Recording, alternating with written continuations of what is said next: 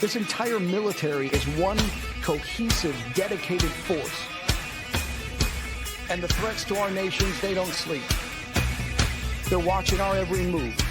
Iran, Russia, China, North Korea, ISIS, Al-Qaeda. They may be watching this right now.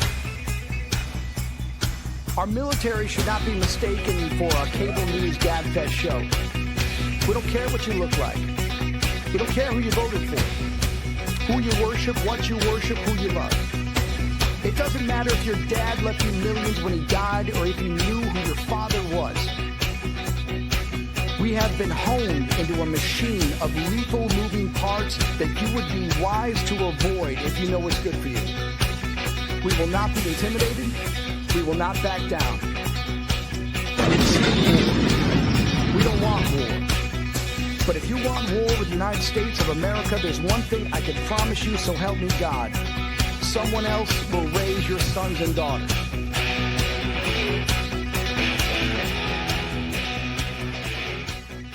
Military Broadcast Radio, the station that's giving veterans a voice. Find us on the web at mbradio.us. Welcome to the From Pain to Purpose radio show. I'm your host, Eva Fulton. In this show, we explore the incredible journeys of resilience, healing, and transformation. In each episode, we will sit down with individuals who have faced unimaginable struggles and turned their pain into power, heartbreak into hope, and their challenges into meaningful change and finding new purpose in life. Through candid conversations and inspiring stories, we will uncover how pain, whether emotional, physical, mental, or spiritual, can be the catalyst for profound growth and a deeper sense of purpose. So if you are looking for motivation, insight, and real stories of triumph over adversity, you're in the right place. Let's get started on this journey from pain to purpose. Let's give veterans a voice through Military Broadcast Talk. Hey, everybody. Welcome to Saturday, September 6th, the year of our Lord 2025. I'm going to do a quick shout out to my brother, Jason. Happy birthday, Jason. Yay. He's my little brother, lives in the Denver area. And just want to give a good shout out to you, Jason. I love you, and I hope you're having a fantastic day. Man, it's been beautiful out here in the East Coast. I spent the morning on the National Mall with a good buddy, veteran friend of mine. He's a West Pointer, Gerald Bennett. And we were able to, on really kind of some short notice, but we were able to collaborate with some of our military connections and get the Howard University Color Guard to present the colors on the National Mall for the HUD Innovative Housing Showcase. And there's a great event going on tonight. So if you're in the local DMV area, there is a concert out there on the National Mall. So please head on out there. I already have plans. I can't go, but I understand that it is going to be a fantastic event. So I'm really honored that I got to help participate in an American 250 celebration. And, you know, it's always invigorating to see the things that we can do when we all pull our minds together and can accomplish great things. So took a week off, you know, last week and hiked over 26 miles on the Appalachian Trail. So for those of you who may not think that that's anything, it was not too long ago, just a few years ago. I was actually, you know, using one of those, I call it the Ferrari rollators from the VA to get around. So for me to be able to go from using a roller, you know, a walker to get around to be able to hike on the Appalachian Trail has just been a huge victory for me. And, you know, really, folks, it's one foot in front of the other. This is Suicide Prevention Month, September. And, you know, I get lots of green therapy out there. So I encourage anybody, if you are experiencing any kind of challenges, get out there in the fresh air and take a few steps. You would be surprised at just what a grounding feeling it is to smell fresh air and hear the birds and the locusts and all those wonderful sounds that are out there in the forest. Going out on the beach, wherever you can get some nature and fresh air that is not on the confines of the Wi-Fi in the house and everything else. So anyways, I am really excited about my guest tonight. So he's another Army veteran, and I'm excited to have William Stevens on. So he likes to, I swear he ought to be a podcaster on with us, be a host on here, because he definitely understands giving the voice of the voiceless is his mission and brand, and giving a platform to those who feel unheard. He uses his books, his podcasts, and his story as a retired U.S. Army Sergeant First Class. He's a 2-time award-winning author, 2025 Eric Hoffer Award nominee, and he just speaks the real raw truth about trauma, resilience, and survival, turning pain into purpose and making sure no one feels alone. So without further ado. The interview of the week is brought to you by Jersey Mike's, a sub above. Hey, William, how are you? Hello, and thank you for all the veterans, everyone past, present, and served. Your story that you talked about going from a walker and going out there and hiking. I don't think I'm hiking 26 miles, but appreciate that.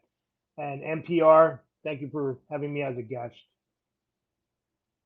Awesome. Yeah, military broadcast radio, our motto is giving every veteran a voice. So MBR, I'm sorry. Yeah, MBR. What am I saying?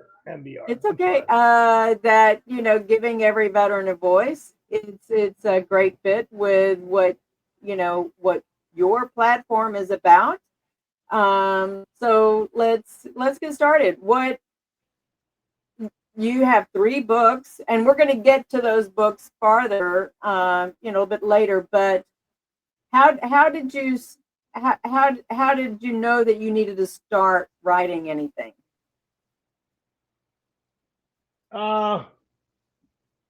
Pain. After my father died in 2017, I had a lot going on. I was married in 2006, and when I got out of Walter Reed in 2008, from 2008 all the way to 2014 as like a non-intimate marriage, and with me calling my daughter, actually being mentally abusive to my daughter and my wife because I was so drugged up on lithium and Prozac, and I was like on 10 different bottles of meds. So I was kind of like a zombie at home, but I think I needed to. So The Mirror is a therapeutic book. I have been writing since I was 19 years old, like on guard duty, little pieces of paper, deployments, my 5 deployments, writing. You and I conversed about Desert Shield, Desert Storm. So Desert Shield, Desert Storm, the war was 96 hours. So I actually wrote a big piece in my first book called 96 Hours, where I got like built my credibility on the battlefield as a private. So pretty good. Everything's all relationship based and little things that happened to me, little dreams and visions I had. So when my dad died, I already had a manuscript, but I did not consider myself as an author or anything because uh, my last assignment was in New Cumberland, Pennsylvania, where I live now. Um, I was part of a combat arms assessment team where 5 of us deployed into Iraq Mm-hmm. with no weapons. So we went with some candy camera dudes and deployed to Kuwait, where we were the laughing stock because we didn't have weapons. We had sunglasses and walkie-talkies. That was what our MTEL, our mission essential task list, required us to have. So we trained units at Fort Dix for Iraq and Afghanistan, and we fell on some units. And they were like, we were their VIPs, and they escorted us around, and we collected classified data, and we wrote a handbook for the Center of Army Lessons Learned out of Fort Leavenworth, Kansas, which they declassified and made it unclassified material. So it's Manual 0602, Security Forces Handbook, which is in 2006, it was the most sold out publication in the Army. So then I take you to 2017, and I'm like, ooh, I'm already a contributing author in a book that no one's really seeing. So long story short, probably 2018, I got with Book Venture. I highly not say they're not even around no more, but published my first book, The Mirror. And then it was dormant for a while because like my publication team like fell off the planet. Right. Yeah, so you know how that goes. Took all my royalties. So when that book dropped in 2018, it was I'm not gonna say it's a bestseller, but it sold out 3 weeks in a row. So I don't think they could keep up with printing.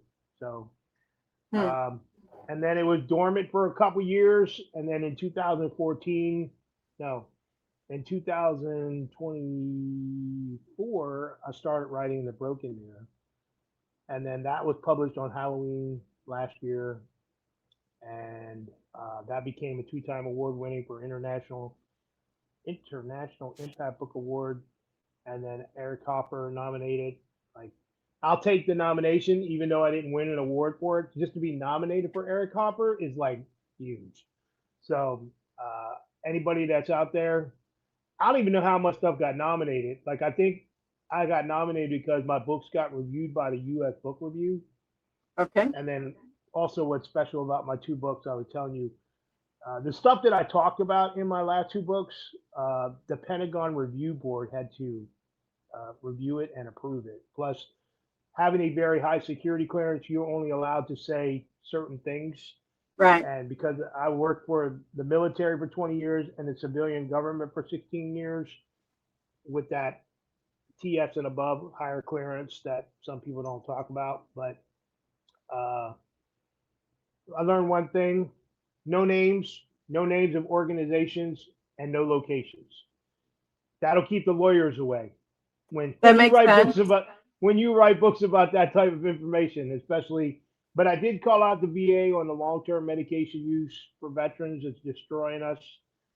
People think, oh, this medication's helping me right now, but down the road, it's destroying your kidneys and your liver, and you have like all Your gut cognitive brain system. function, Yeah. everything, irritable bowel. So I proved the VA wrong, and that's how I got my 100%, because like I have tremors in this left hand right here, Uh-huh. which slowly I'm beating with the green stuff that you talk about, like going out, riding my electric bike, doing things, not sitting in the room and staying compelled, or staying in your house compelled.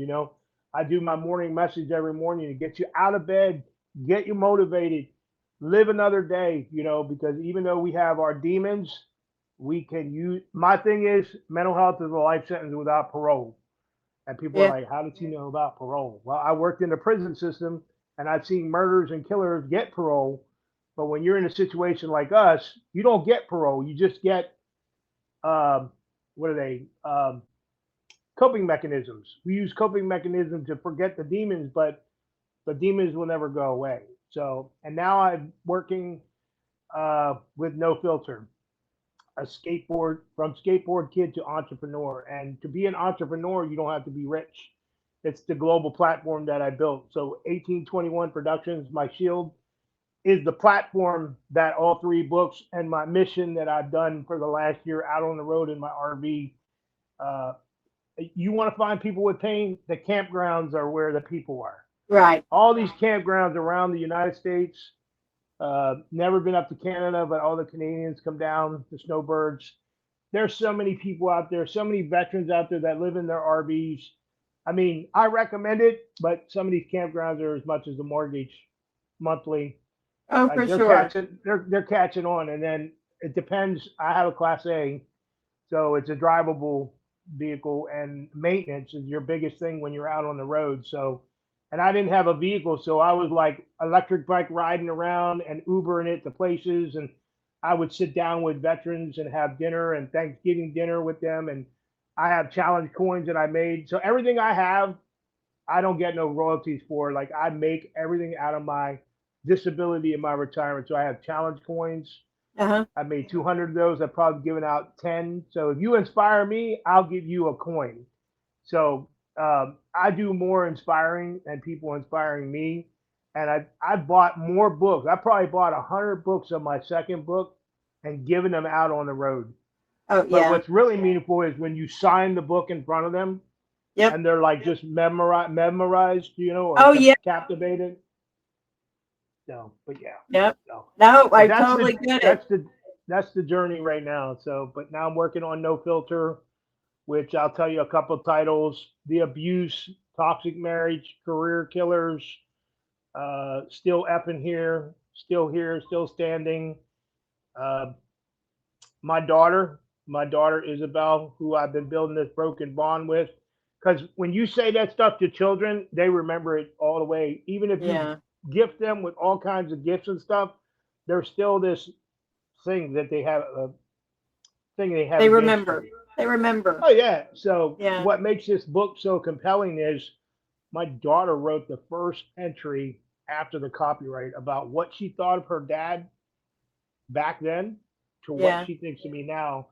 And me being a big, strong, bad dude I am, it brought me to tears. Like I could even like she's like, don't put it in chat GPT and try to change it or anything. And I'm like, why would I? I'm like, maybe edit it or something. But she's like, smarter than that. These Gen Zs, man, they already have it already done. So I said, I only wanted a paragraph. She sent me like a whole 2 pages, and I'm blown away that when I didn't know that she was so it meant the world to her that I taught her how to drive. Right. Like I was with her day and night when I had the Jeep and driving, letting her drive. Like when she was 14, 15, and I went to the driver's test with her, and and I walked her through everything, and she's like something that my mom couldn't do. Moms and daughters have a bond, but daddies and daughters have a different bond. So For sure. and Yep. and I For think sure. the thing why she doesn't read my books is because I said in my first book that I wanted a boy. Because my dad treated me so bad. Like Uh-huh. I wanted to teach a boy sports, sports that I was not taught. I was always, I don't want to say the F word, but I was the MF in my house. I was a creep or a bum, and toxic childhood just made me think, man, if I ever have, and it's weird because my ex-wife had a miscarriage, and that was a boy in 2005. So Isabel was born in 2007. So we had a girl, and she proved me wrong. She's a two-time world champ, competitive cheer. She got that when she was 13. Got her second world champ when she was 16. Now she's a competitive cheer coach. Like she's like Wow. proving everybody wrong. She's proving everybody wrong. She has millions of followers on TikTok. She won't let her mom and dad even follow her and stuff. So hey, I think we do what that's the generation thing. My kids, they were like, "Don't get on TikTok, mom. Don't." mhm. We I'm do like, what we do for okay, our children. So, and yeah, if anybody buys my books or anything, those royalties go to my kids. So they okay. go to a private account in case I'm no longer here. So Well, we're gonna go to Mr. Red, White, and Blue. Apparently, my producer is saying play the commercial, so we're gonna yeah. go to Copy Anderson, Mr. Red, White, and Blue.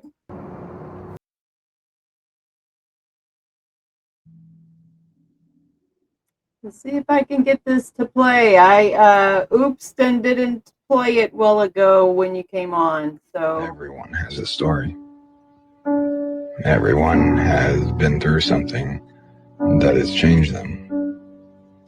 So, never judge a person by the chapter you walked in on. Everyone has a story. how true. Everyone's got a story. I It's know that totally Huh? Is Kofi a veteran? I think actually he's not, but he does support a lot of our productions. We also have There Is No Hero Without Her, which was another song that he wrote and shared with us when it first launched, dedicated to the women veterans, you know. There you So go. he's been very, very supportive of MBR. And I'm pretty sure he's in the Dallas Fort Worth area. I think I got to see him. I took my kids to a concert in Dallas several years ago, and he was the opening act. Little did I know that that's who that was. When I, it's like, He got wow, good. He got good voice. He got good voice. he's got lungs, doesn't he? Well, I was gonna say pipes. Some people don't Pipes. understand That that. works too. That's our era. Pipes. So Right. Yeah. yeah. So I'm curious. How does the skateboard thing come into play? Because I saw that in your, kind of in your, not it's not so much your bio, but it's part of who you identify with. So how does skateboard come into play in your story? I skated since I was 7 to age 15 Uh huh. to escape the hell that was going through with my dad beating my mother up and calling me names. I escaped in my skateboard because I was in a family where we didn't have a car. Right. So I linked up with a bunch of my friends that were skaters. So we used to terrorize the town of Carlisle, go up to Dickinson College and skate and jump and do all kinds of stuff. And now when I go home, there's signs everywhere that says no skateboarding. Like it's all different these days. Like they don't allow you to skate nowhere. Now you got to go to like a park. Like I was a true street skater, you know. Yeah. So, but yeah, skating was my escape. Music, alternative music, and the '80s music, and skateboarding was my escape. So, Okay. and then what really was the knocker was my sister upstairs in her room listening to Kiss or the song "Sticks" by Mr. Roboto. A Right. double gully got him sounding like a dead cow. Like I had to escape that. Like listening to my sister trying to sing. I wrote that in my second book. Like there were times where I would sit in my bedroom and listen to my sister like moo. Like okay, wish I had a phone I could record that back then. That would definitely make a TikTok. But oh, you want to hear something else? Like I would pretend. Remember Tears for Fears? Oh yes, I love Tears for Fears. So I used to think that I was Kurt Smith.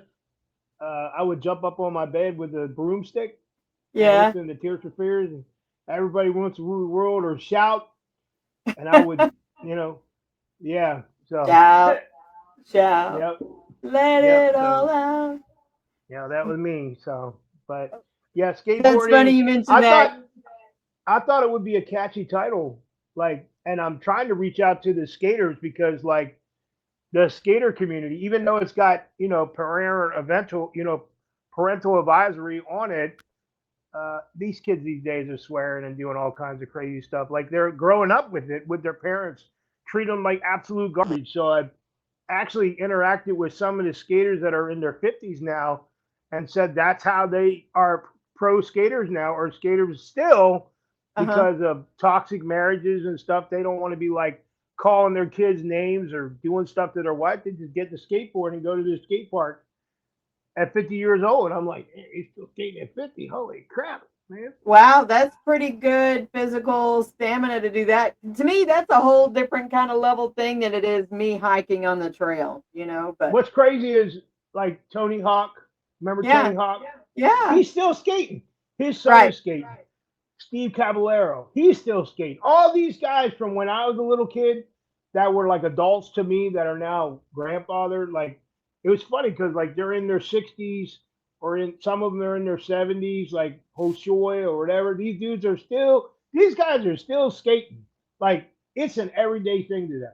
And me, I'm like, I wasn't a trick guy. I was just a skater dude. Like we just terrorized, you know. That's the way it was, you know. That they So were your wheels. Yeah, they were your that was wheels. my. So what's funny is I'll just tell you something that's probably blow you away.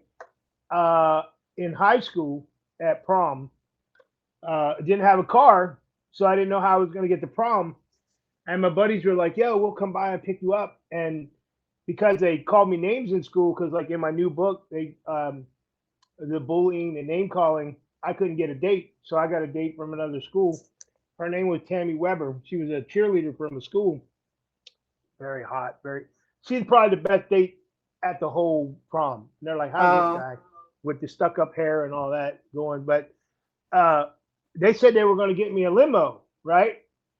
So I was expecting a limo, and these guys took like 8 shopping carts, painted it like black, put it out in front of my house, and was like, "Yo, your limo's out front." But the limo was like down the street. So I went oh, out. I went out because I was gonna go pick her up, and I went outside, and in the front of my house, there's these shopping carts that are all like cardboard, black, mocked up. I'm like, this is not funny, man. I had to like get on the right. dial phone and be like, this is not funny, man. Like, this is not funny. So, and the limo came by and picked me up. These guys all helped me, got me the limo, and we went to Aw. Tammy's house and picked her up. And um, yeah, like it back then, you know, like I don't think anyone drove. Nobody drove to school, you know. So Oh, I did. uh, I lived yeah, out so in south of town, and yeah, I drove. I had a CJ5 with no top on my senior year. I don't That was know. cool. I think I It was was the cool. only kid in school that didn't have a car. Like when they're all parking at the football game, I'd roll up looking like what's his name, Michael J. Fox on the skateboard. But I didn't have a date to the prom, junior or senior prom. No date. I was lucky to get a date I was the because I didn't want. I wallflower. don't want to be like 16 candles standing against the wall and stuff. You know. Yeah. No, forget that. So, but yeah, those days are So over. So did you find writing was cathartic for you? Did it help you process, I guess, any of the PTS or anything that you had? Did it help you be able to work through things? I started mid career in the military.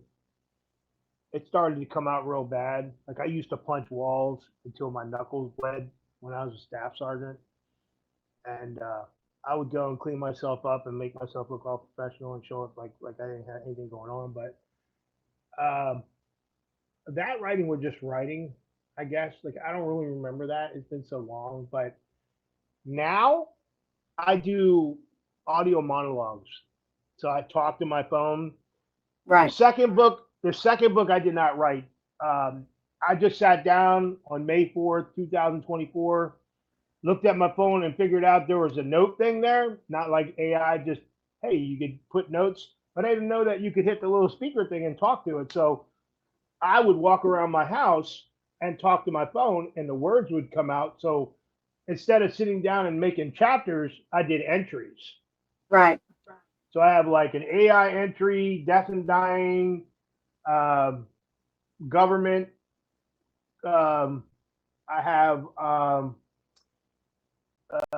my second half. Like I would just like be cleaning and talk to my phone, and then I would go back and look at it, and it was so cool that in that you could have it play back.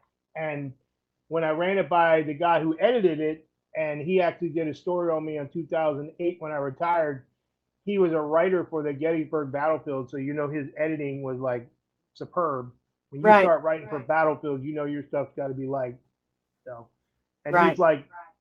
like I'm saying now, like and were my two biggest things. He's like, dude, you have 5 million likes in your book. We gotta get rid of those. And he's like Yeah. 70. He's 75, and he was saying it was the hardest project he's ever done, ever done.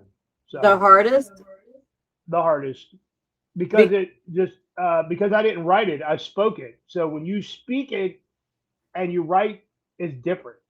It's Correct. the way you speak. Yeah. So, because a Yeah. couple people have read my book and said, man, I feel like I don't know you, but it feels like I'm sitting right there. You're telling me the story. Right. And that's what's realistic and raw about the second book. The first book is therapeutic poetry, so you get what you get out of it. You get your ups and downs, but I Yeah. made sure that it flowed so it wouldn't lose anybody. But from page one of the Broken Mirror, you're like just lured.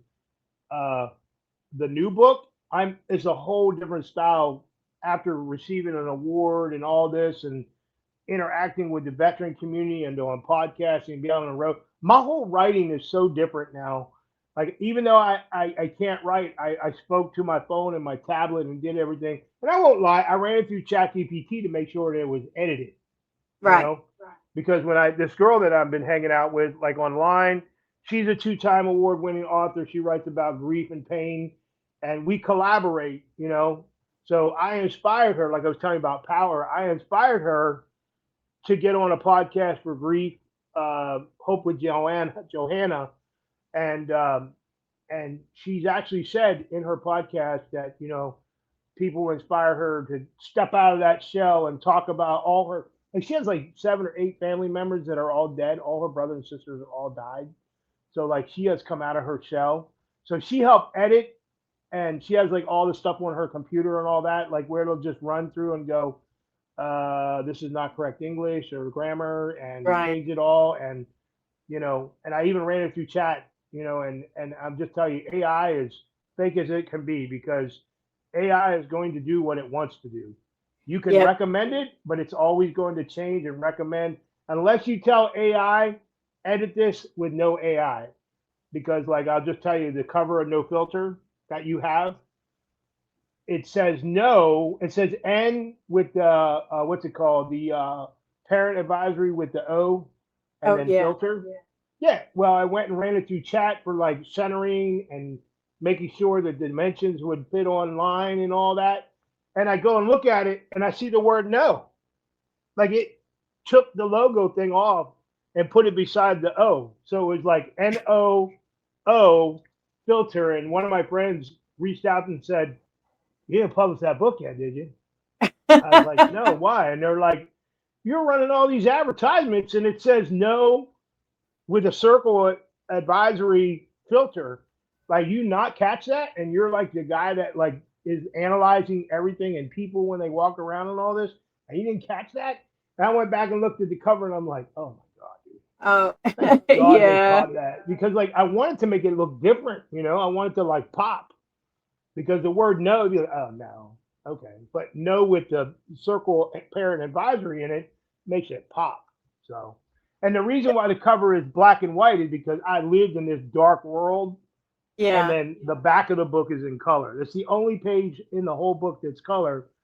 The orange QR code and my actual cover picture where I'm like this. So took that picture when I was in Phoenix, Arizona.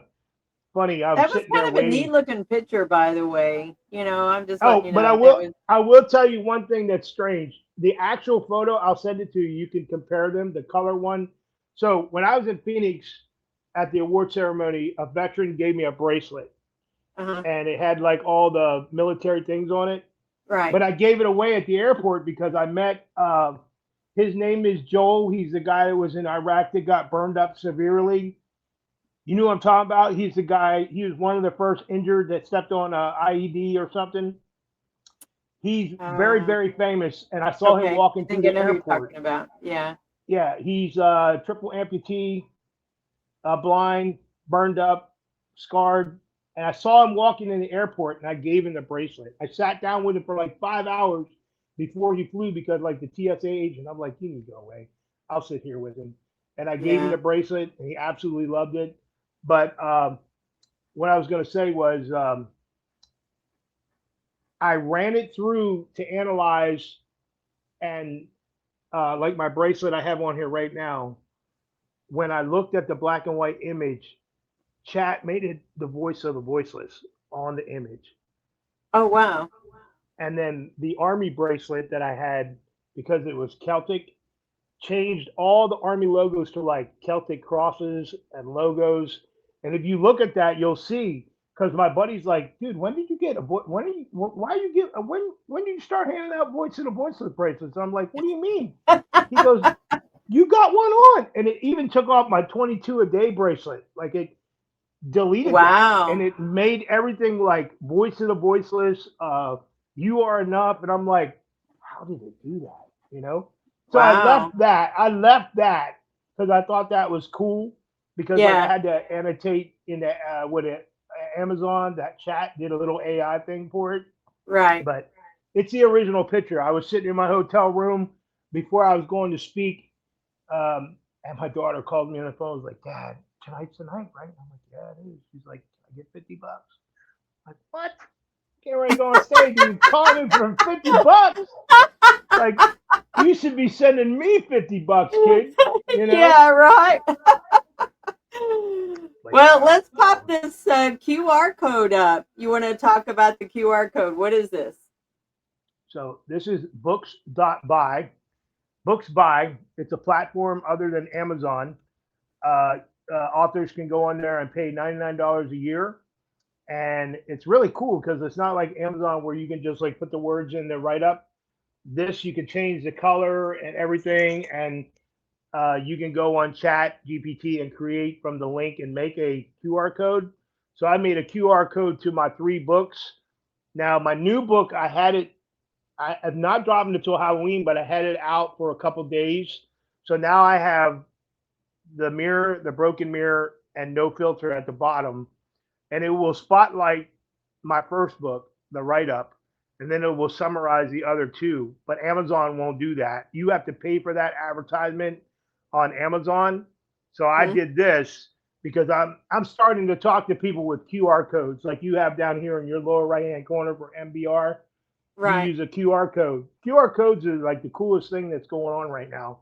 Instead of writing a whole bunch of verbiage and people are lost, they just scan the QR code and that takes you to my 3 books, and you can see what books it talks about each book, and then it captivates you.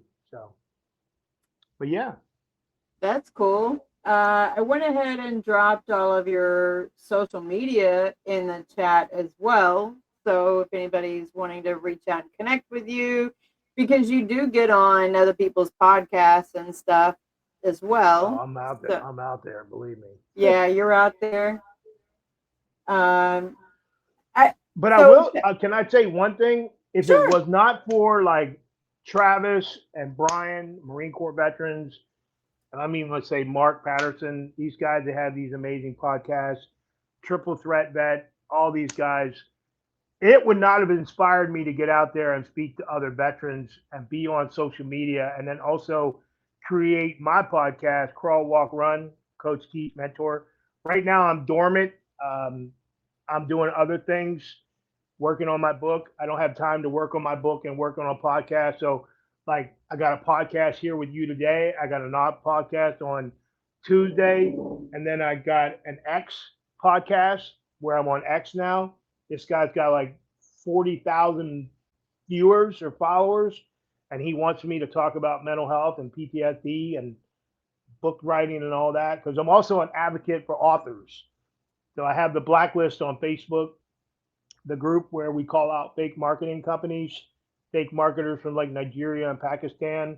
Right. Like they shut me down because like I was calling people out and shutting them down. So I had to prove to Meta that I wasn't like discriminating. Right. So I actually had to reach out to Meta. Like they would send me a link, I would send them a link, and we would connect.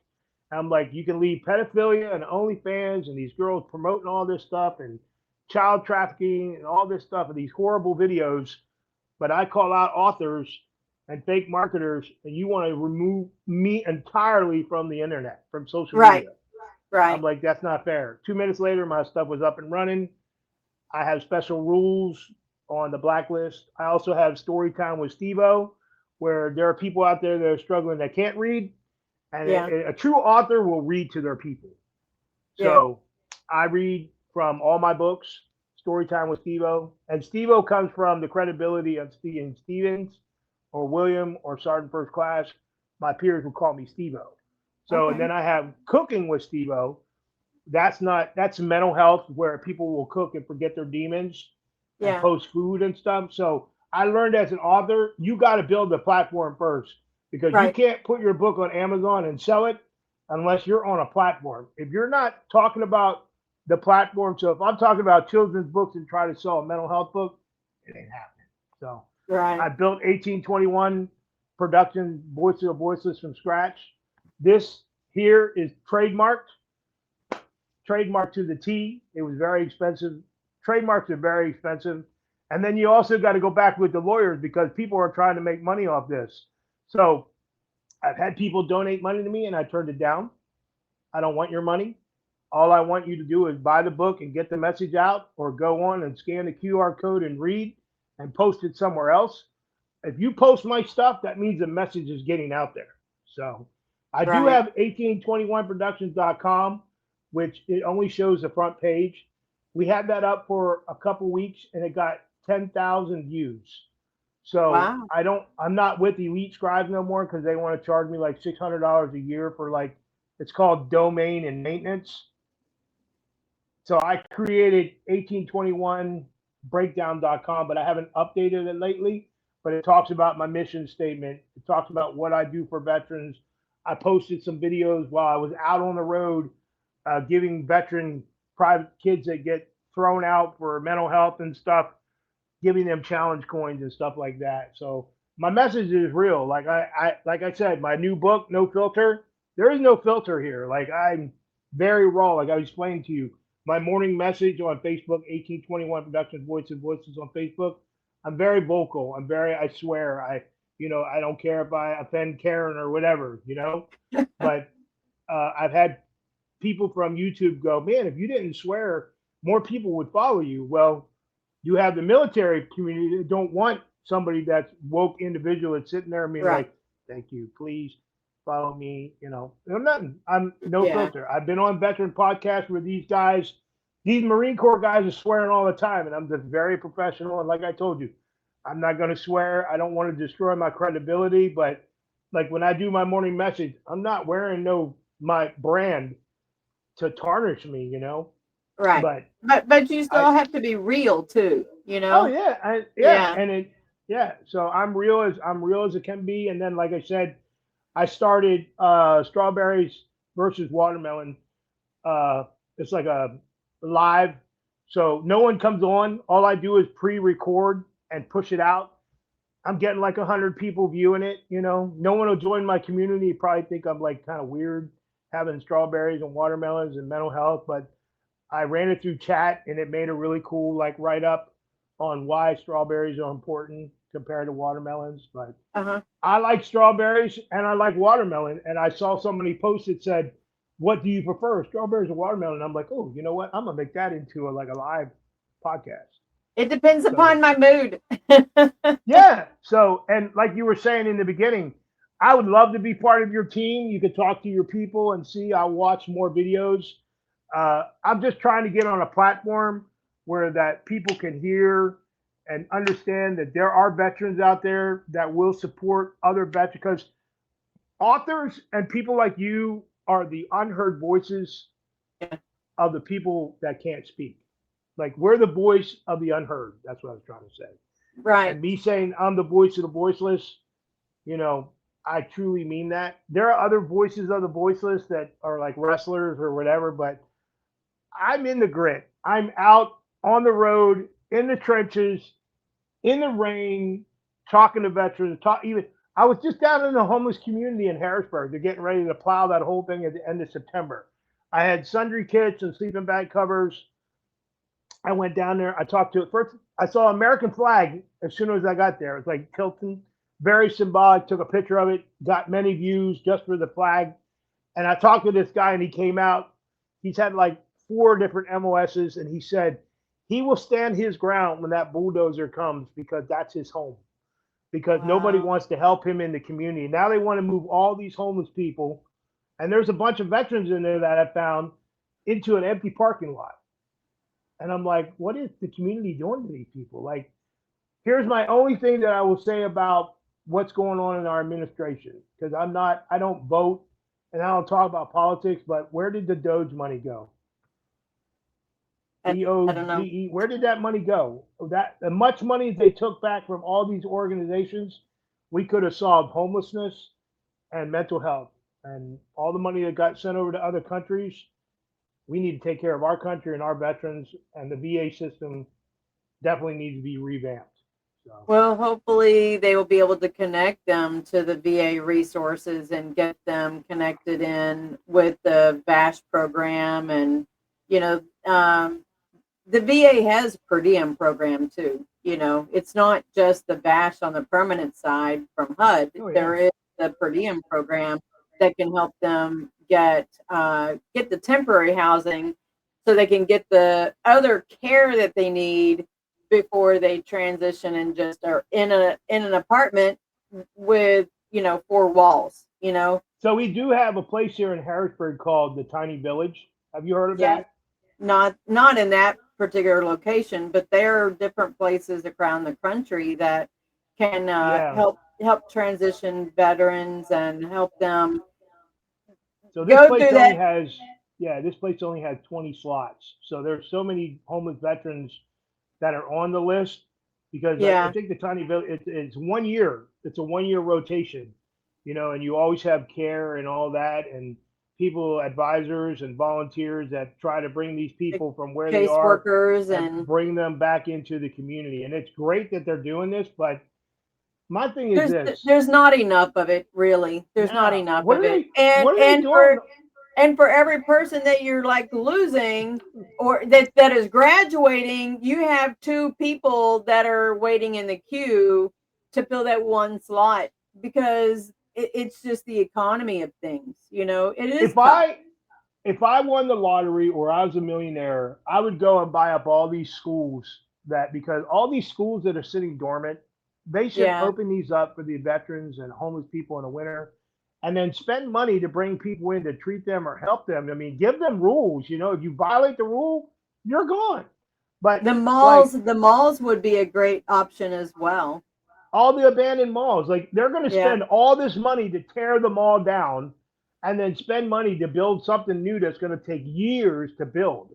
Yeah. And you have these people that have no home, veterans that have no home, can't get into the hub system or can't get into whatever homeless thing that they have for veterans because there's too many slots and too many people. Like, open these schools up, man. I mean, like, at least try to give them some kind of shelter, at least for the winter, you know? And I went to that place and saw that they're taking scraps off trains, supplies, and building like these huts. Like, I thought the people in Iraq, when we were going through trash. People were living in trash in Iraq. Right.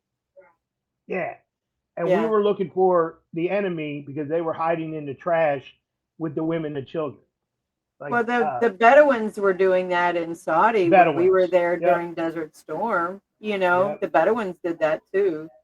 And I don't know, honestly, how, because it only got cold out there and it did rain. A lot of people don't think it rains in Saudi, but it does. But it gets really, really cold out there as well. And those sandstorms are no joke. I think the only reason we're on guard duty is to keep Beto and Bob away. Seriously. Because I don't think anyone from another unit is going to come over and steal our stuff. Like in Korea. Right. In Korea, we had to, what was they called? Something boy. I don't know what it is. Korean boy. And little boys would come around and steal all the equipment off your vehicles. You know, and sell it in the black market. Like we had to guard our equipment in Korea because like a firing point was beside a residential neighborhood. Yeah. You know? So. But yeah. So you've made, we've got about 6 minutes left. What are you working on now? You have some exciting things that your book is the link still live where it's the special, the pre-order? Do I need to pop that link back up? So that's one thing. And then it's not going to be, it's going to go down and then come back live October, right? Yeah, on Halloween. And what's the, one of my friends, so Lex was with me in Saudi. Okay. Hey, Lex. He said Slicky Boys is what they're called. Slicky Slicky Boys, Boys. yeah, that's what they call them, So Slicky Boys. what was the special thing about Halloween? What was the significance of that date? So the Army gave me the 1st of October or the last of October, and I'm like, I'm a Halloween guy anyways because I'd rather celebrate Halloween than Christmas. Not the religious type thing, but I'm just a goofy, creepy. I got all kinds of little Halloween stuff here. Like I'm all decorated all year round. Like I'm a black cup guy. Like I'm very dark. So you can see the QR code is like orange and freaking um, black and Right. animated. So, but yeah. So I retired on the Army from 31 October 2008. So That's and I always awesome. like I dropped a broken mirror last year on Halloween. I had cryptic little pumpkin videos, countdown with pumpkins dropping slowly, and it would get faster and faster. And I do my own marketing. I've been scammed by so many marketers. There's so many scamming marketer people out there. I don't know if you know it or not. 22 people per minute get scammed by marketers online, hiding behind author profiles. Seriously, Yeah. marketing is the biggest thing in the world that is so overpriced. Like I've worked with some people who be like, "Oh, I'll create that video for $10, or I'll create that because I know you. We collab." And then you'll go and find somebody be like, "Hey, I saw your video. I can make it better for $200." Right. Sorry, I'll do it Yeah. myself. So, and I'm And learning. I'm going learning to to do the everything going to myself. those book fairs too. That's kind of a sketchy one as well.